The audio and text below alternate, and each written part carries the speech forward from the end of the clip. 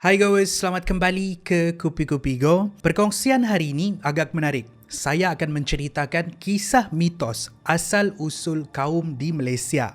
Contohnya, kisah mitos kaum saya, Kadazan Dusun menceritakan kami berasal dari pokok ara. Sementara kaum Bidayuh dari Sarawak, kisah mitos mereka menceritakan mereka adalah keturunan yang turun dari kayangan. Semestinya ini hanyalah sebuah kisah mitos. Kita ambil sebagai satu hiburan. Tanpa melengahkan masa lagi, ini adalah 5 kisah mitos tentang asal-usul kaum di Malaysia. 5. Kisah Ayam Sakti dan Orang Bawah Tanah, kaum Kadazan Dusun, Sabah.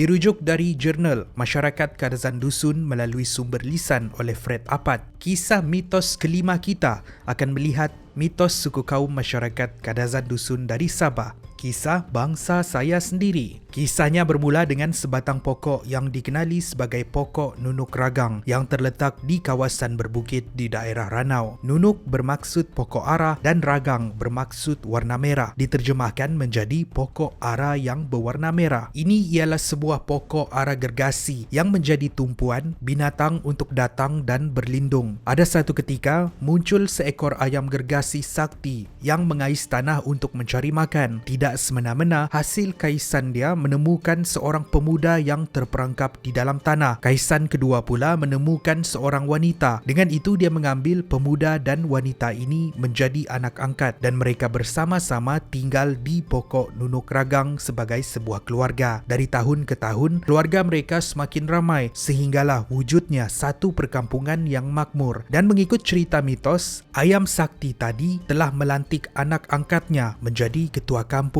Namun begitu, kemakmuran ini tidak kekal lama. Ada satu ketika, perkampungan mereka diserang oleh sebuah wabak penyakit, membuatkan ramai penduduk Kadazan Dusun berpindah keluar dari situ. Masalah penduduk kampung tidak berhenti di situ bila mereka mengalami satu kejadian misteri, di mana mereka terdengar suara manusia yang datang dari dalam tanah, seakan menjerit dan memaki mereka. Sehinggalah mereka menemui sebuah lubang dan mendapati terdapat manusia yang tinggal di bawah tanah, dan mereka ini digelar sebagai orang bawah tanah. Golongan orang bawah tanah ini adalah golongan yang disumpah sebab mereka melakukan kerosakan di muka bumi semasa tinggal di permukaan. Itulah mereka tinggal di bawah tanah. Golongan bawah tanah ini menuduh masyarakat nunuk ragang membuat kerosakan dan menjadi punca kepada wabak penyakit. Dengan itu berlakulah ketegangan di antara dua kaum ini sehingga tahap orang bawah tanah mahu membunuh penduduk nunuk ragang, membuat ramai lagi yang berhijrah keluar dari situ ke kawasan lain di negeri Sabah, termasuklah daerah Ranau, Keningau, Tambunan, Tuaran dan pelbagai daerah lain lagi. Hari ini Nunuk Ragang boleh dikunjungi sebagai satu lokasi pelancongan yang terletak di Ranau, Sabah. Tapi apa yang ada hari ini bukanlah pokok Nunuk Ragang yang asli. Ia hanyalah sebuah struktur untuk memperingati kisah legenda dan mitos orang Kadazan Dusun di situ pada waktu dahulu. Itulah kisah mitos dan legenda asal-usul masyarakat Kadazan Dusun, negeri Sabah. 4.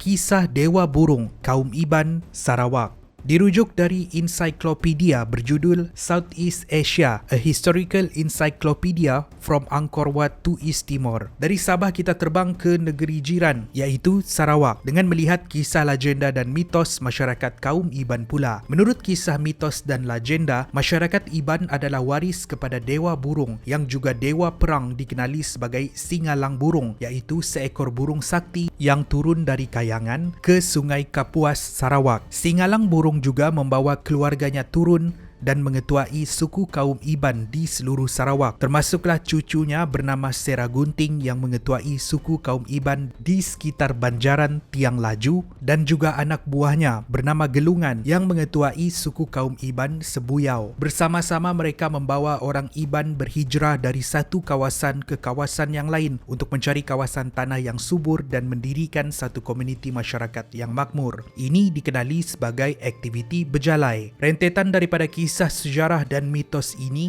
kita boleh lihat sehingga hari ini elemen-elemen burung disematkan di dalam budaya masyarakat Sarawak itu sendiri, seperti penggunaan burung sebagai lambang rasmi bendera dan jata negeri Sarawak. Itulah kisah mitos asal-usul masyarakat Iban dari Sarawak. 3 dan 2. Peristiwa banjir besar, kaum Temuan dan orang Jakun.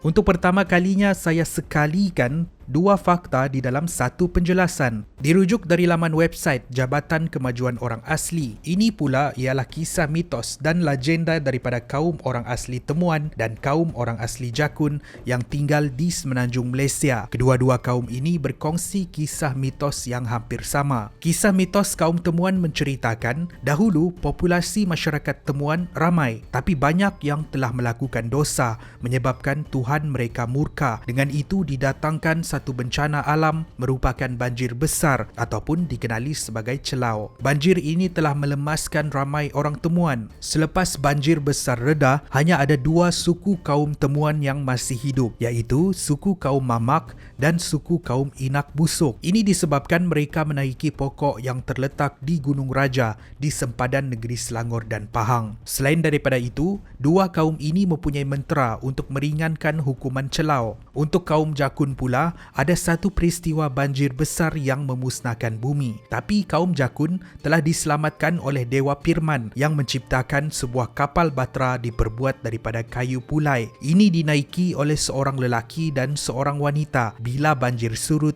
mereka kemudian berlabuh dan membentuk kaum Jakun. Sekali dengar kisah mitos ini hampir sama dengan kisah Nabi Nuh yang membina bahtera sebagai persediaan untuk menghadapi banjir besar yang diturunkan oleh Allah SWT sebagai satu hukuman kepada kaumnya, iaitu kaum Rasib. Hampir sama tetapi bukan. Itulah kisah mitos asal-usul suku kaum orang asli Temuan dan suku kaum orang asli Jakun. 1. Keturunan dari malaikat kaum Bidayuh.